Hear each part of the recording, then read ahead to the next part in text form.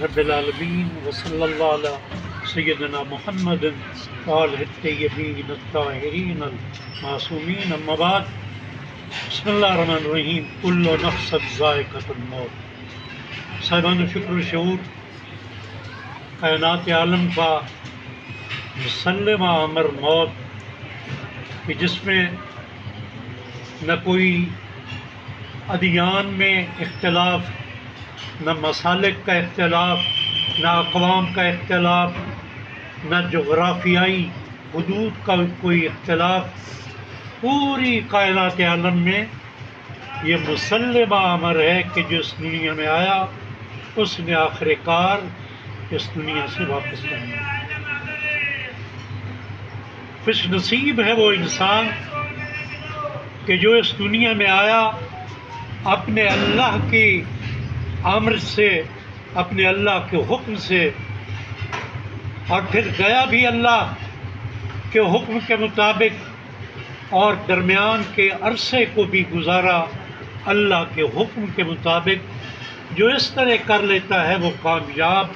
اور کامران ہو جاتا ہے۔ مرحوم جیسے برادر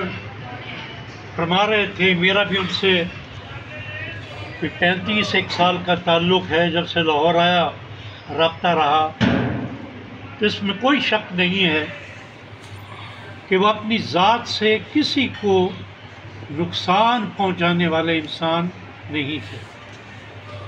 تو یہ آج کے اس دور میں بہت بڑا امر ہے۔ تو میں ایصال ثواب کے لیے انتہائی اختصار کے ساتھ میں یہ 3 احادیث معصومین علیہ السلام پہ ہی اکتفا کروں گا،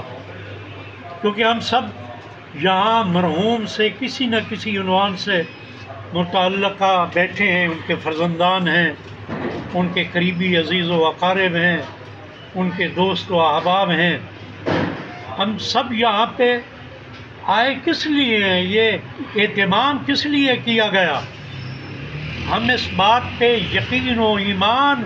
رکھتے ہیں کہ ہمارا مرحوم اگرچہ اس دنیا سے چلا گیا، اس کا باب عمل بند ہو گیا، اس کی کتاب عمل بند ہو گئی، لیکن ایصال ثواب کا سلسلہ بھی جاری ہے۔ مسلمانوں میں کچھ ایسے لوگ ہیں کہ جو ایصال ثواب کے اس عمل کے قائل نہیں ہیں، لیکن میں سمجھتا ہوں کہ ہم یہاں جتنے بھی افراد بیٹھے اور جو مرحوم ہوا ہے ان کے بارے میں ضرور یہ جانتا ہوں کہ وہ وسیلے اور ایصال ثواب کو ماننے والے انسان تھے۔ لہذا اس محفل ایصال ثواب کے ذکر میں ہم ان احادیث نبی، ان احادیث معصومین علیہ السلام کو شامل کر لیتے ہیں کہ جس سے اس مرحوم کی روح کو ہم کچھ ثواب ایصال کر سکیں۔ مرحوم کی بلندی درجات کے لیے کفا بآواز بلند صلوات۔ اللہم صلی علی محمد۔ برادران محترم، یہ ایک بڑا علمی مسئلہ ہے کہ آخر ثواب پہنچایا جا سکتا ہے کہ نہیں، لیکن ہم جس مکتب سے منسلک ہیں، میں نے نبی خاتم صلی اللہ علیہ وآلہ وسلم کی جس حدیث کو آپ کے سامنے پیش کرنا چاہ رہا ہوں، وہ مکتب اہل سنت کی عظیم معتبر شخصیت جناب پروفیسر ڈاکٹر طاہر القادری صاحب کی کتاب سے میں نے یہ حدیث نقل کی ہے کہ جو ایصال ثواب کی شرعی حیثیت کے عنوان سے ان کی بڑی معروف کتاب ہے، اور اس میں یہ بیان کرتے ہیں، اور راوی حدیث کے عالم اسلام کی جید شخصیت جناب عبداللہ ابن عباس نقل کرتے ہیں کہ عالمین کے رسول نے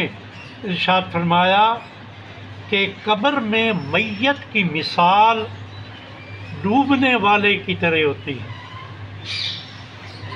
قبر میں دفن ہونے والے میت کی مثال ڈوبنے والے کی طرح ہوتا ہے، جو اپنے عزیزوں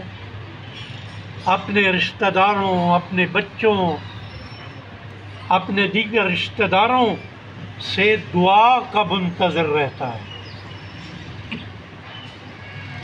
اور جب اسے ان کی اولاد کی طرف سے، ان کے رشتہ داروں کی طرف سے، ان کے دوستوں کی طرف سے دعا پہنچائی جاتی ہے تو اس کے لیے ہر کام سے محبوب ترین عمل یہی ہوتا ہے کہ جو اس کے بیٹے، جو اس کی بیٹیاں، جو اس کے بھائی، جو اس کی بہنیں اس تک دعا کی صورت میں، استغفار کی صورت میں اس تک پہنچاتے ہیں۔ تو گویا سلسلہ منقطع نہیں ہوا، اسے علمی زبان میں انتفاع عمل خیر کہتے ہیں، یعنی کوئی اور شخص عمل کرے اور اس کا فائدہ اور اس کا نفع کسی اور شخص کو ہو، ہم زندہ یہ عمل انجام دے رہے ہیں اور اس کا نفع مرحوم و مغفور مار خدا بخش کو ہو رہا ہے، تو یہ عقیدہ مسلمانوں کی ایک کثیر تعداد میں سب اس کو ماننے والے ہیں۔ تو سب سے محبوب چیز اس مرحوم کے لیے یہی ہوتی ہے کہ اس کے عزیز و اقارب نے، اور یہ بات بھی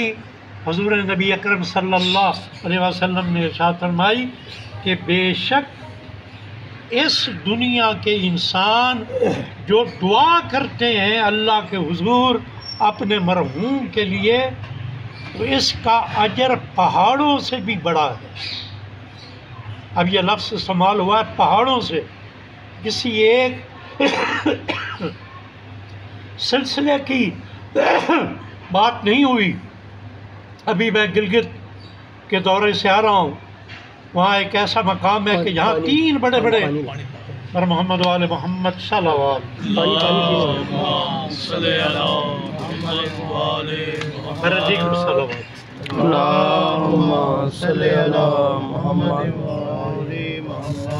تو 3 بڑے پہاڑی سلسلے کہ جن میں سے کہ ایک کا سلسلہ نیپال تک چلا جاتا ہے، تو نبی خاتم صلی اللہ علیہ وسلم نے کسی پہاڑی سلسلے کی بات نہیں کی، بلکہ کہا ہے کہ پہاڑوں سے بھی زیادہ اجر ہے اگر کوئی اپنے مرحوم کسی کے لیے دعا کرتا ہے۔ تو یہ دیکھ لیجئے، پھر یہ بھی نبی خاتم صلی اللہ علیہ وسلم کی حدیث ہے کہ جو شخص اس دنیا سے چلا جاتا ہے اس کی کتاب عمل بند ہو جاتی ہے، لیکن 3 چیزیں اسے فائدہ پہنچاتی رہتی ہیں۔ ایک، اگر دنیا میں کوئی ایسا کار خیر کر کے گیا ہے، کوئی اسپتال بنا دیا، کوئی مسجد بنا دی، کوئی یتیموں کے لیے یتیم خانہ بنا دیا، تو جب تک یہ عمل صالح انجام پاتا رہے گا اس کو اس کا اجر دیا جائے گا۔ اور اس کے بعد اگر اس نے کوئی ایسا علم چھوڑا ہے، جیسے ڈاکٹر عبدالقدیر خان نے، اس کو مسلسل یہ ثواب پہنچتا رہے گا۔ اور تیسرا جو سب کے لیے کامن ہے وہ ہے نیک اولاد۔ نیک اولاد اپنے مرحوم والدین کے لیے ایصال ثواب کے سلسلے کو رکنے نہیں دیتی۔ تو میں اپنے عزیزان سے جنہیں ان کے باپ کی محنتوں کی وجہ سے رب ذوالجلال نے دنیا کا عزت و وقار بخشا ہے، اعلیٰ ترین عہدوں پر فورسز کے وہ عہدوں پہ ہیں، تو انہیں ممنون احسان ہونا چاہیے اپنے والد گرامی کا، اور نیک حسنات کے ذریعے اعمال کے یاد رکھیے۔ وہ حاجی ہیں، مجھے پتہ ہے بہت پہلے انہوں نے حج کیا تھا، لیکن ان کے حصے کا مزید حج بھی کر کے ان کو ایصال ثواب کر سکتے ہیں۔ آپ مزید عمرے کر کے بھی انہیں ایصال ثواب کر سکتے ہیں۔ ان کے لیے صدقات دے کر غریبوں، یتیموں، بیواؤں کو آپ ان کے لیے ایصال ثواب کر سکتے ہیں۔ اس لیے ہم اس مکتب کے ماننے والے ہیں کہ جن کا انقطاع نہیں ہوتا۔ ہمارا جو مرنے والا ہے وہ اس دنیا سے جاتا ہے انتقال کرتا ہے، وہ مرتا نہیں ہے، منتقل ہوتا ہے اس دنیا سے۔ مولا کائنات علی ابن ابی طالب سے یہ پوچھا گیا کہ اے علی ابن ابی طالب، اے مولا کائنات، لوگ موت سے خوف زدہ کیوں ہیں؟ امام نے فرمایا کہ انسان کے سامنے دو ہی آپشنز ہیں کہ یا اس دنیا کے گھر کو وہ سجا لے یا پھر آخرت کے گھر کو سجا لے۔ جو اس دنیا کے گھر کو سجانے میں لگے رہتے ہیں اور آخرت کے گھر کو سجانے کا موقع نہیں ملتا، تو گویا انہوں نے آباد جگہ سے ویران جگہ میں جانا ہوتا ہے، اور کوئی بھی عقل مند آبادی سے ویرانے کی طرف جاتے ہوئے گھبرا جاتا ہے، لیکن جن لوگوں نے آخرت کے گھر کو آباد کیا ہوتا ہے وہ جانے سے گھبراتے نہیں ہیں۔ امام زین العابدین علیہ السلام کے اس خوبصورت قول پہ میں اپنی گفتگو اختتام پذیر کروں گا کہ امام نے فرمایا یہ ہم جو زندہ ہے یہ ہمارے لیے، جو چلے گئے وہ تو اپنی زندگی گزار کے چلے گئے۔ امام نے فرمایا کہ میرا زادرہ یہ چار چیزیں ہیں، ہمیں بھی ان چار چیزوں کو اپنانا ہے۔ سب سے پہلی بات امام نے فرمایا کہ میں تمام دنیا کو مالک الملک کی مملکت سمجھتا ہوں، میں اپنی چیز نہیں سمجھتا۔ یہ میں نے مکان بنا لیے، یہ میں نے بینک اکاؤنٹ بنا لیے، یہ میرے نہیں ہیں، یہ اللہ کے ہیں۔ تو جب اللہ کے ہیں تو اللہ کے راستے پہ مجھے خرچ بھی کرنا پڑے گا۔ پھر امام نے فرمایا کہ میں تمام مخلوق کو خدا کا کنبہ سمجھتا ہوں،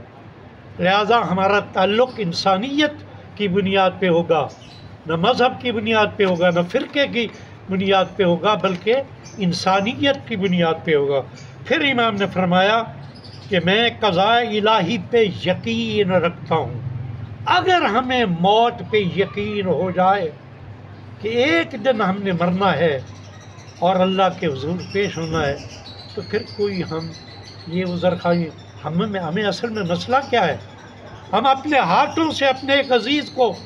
دفنا کے آتے ہیں اور اپنے بارے ہمارے یہ ہوتا ہے کہ ابھی تو میری کیا زندگی، ابھی میری کیا عمر ہے، ابھی میں نے بہت جینا ہے، ابھی میں نے بچوں کی شادیاں کرنی ہیں، ابھی میں نے بہت سا مال کمانا ہے۔ تو عزیزان محترم، مولا کائنات علی ابن ابی طالب نے فرمایا اللہ اللہ، اس دنیا میں عبرتیں بہت زیادہ ہیں لیکن ان سے عبرتیں حاصل کرنے والے بہت کم ہیں۔ میں آخر میں مرحوم کے ایصال ثواب کے لیے میں جانتا ہوں کہ ان کا تعلق اگرچہ مسلک اہل سنت سے تھا، لیکن اہل سنت کے اس طبقے سے وہ تعلق رکھتے تھے کہ جو پکے محب اہل بیت، اس میں کوئی تفریق نہیں ہے۔ وہ محب اہل بیت تھے، وہ محب عزاداری مظلوم کربلا تھے۔ تو میں اس مرحوم کے درجات کی بلندی کے لیے صرف چند یہ جملے کہ عزیزان محترم، ہمارے ان بیٹوں نے بڑے عزت و احترام کے ساتھ اپنے باپ کو لاحد میں اتارا، ان کے لیے مجلس سوئم کا اہتمام کیا، اور آج ان کی مجلس چہلم کا وہ اہتمام کر رہے ہیں۔ خوش نصیب ہے مار خدا بخش کہ اس کی نیک اولاد اس کا غم منا رہی ہے۔ میرا سلام کربلا کے اس شہید کو جسے ریگزار کربلا میں بے جرم و بے خطا قتل کیا گیا، جن کے بارے میں امام زمانہ اپنے مرثیے میں یہ کہتے ہیں کہ میرا سلام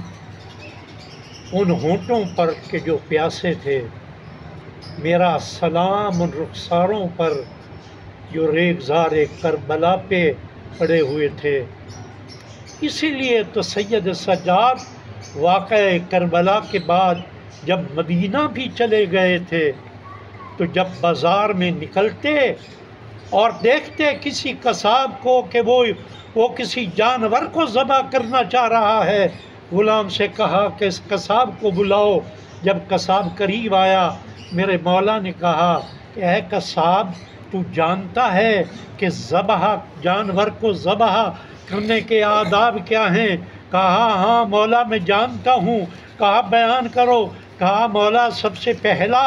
طریقہ یہ ہے کہ جانور کو پیاسا ذبح نہ کیا جائے، پہلے اسے پانی پلا دیا جائے، پھر کسی جانور کے سامنے اسے ذبح نہ کیا جائے۔ ایک دفعہ کربلا کی طرف رخ پھر گیا سید سجاد کا، کہا بابا تو کتنا مظلوم ہے، لوگ جانور کو بھی پانی پلا کے ذبح کرتے ہیں، اے میرے مولا و آقا، اے میرے مظلوم بابا، تجھے گزارے کربلا پہ 3 دن کا پیاسا ذبح کیا گیا۔ اس لیے سید سجاد جب تک رہے بابا کے اسی غم کو یاد کر کے روتے تھے، اور جب ایک غلام منہال نے کہا مولا آخر کب تک روتے رہو گے، کب تک آنسو بہاتے رہو گے، آپ خود تو کہتے ہیں شہادت ہمارے لیے سعادت ہے، ایک ایسا جملہ کہا سید سجاد نے، اور جب اس کا ثواب میرے اس مرحوم بھائی کو ملے، کہا اے منہال یہ تو درست ہے شہادت ہمارا ورثہ ہے، لیکن اے منہال بتاؤ کیا پھوپھیوں بہنوں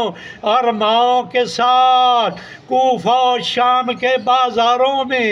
ننگے سر جانا بھی ہمارا ورثہ ہے؟ اس لیے جب بھی پوچھا جاتا سب سے زیادہ غم کہاں ہے، سید سجاد 3 بار یہ کہتے الشام الشام الشام۔ بر الہ مرحوم و مغفور کو اس ذکر کا اجر و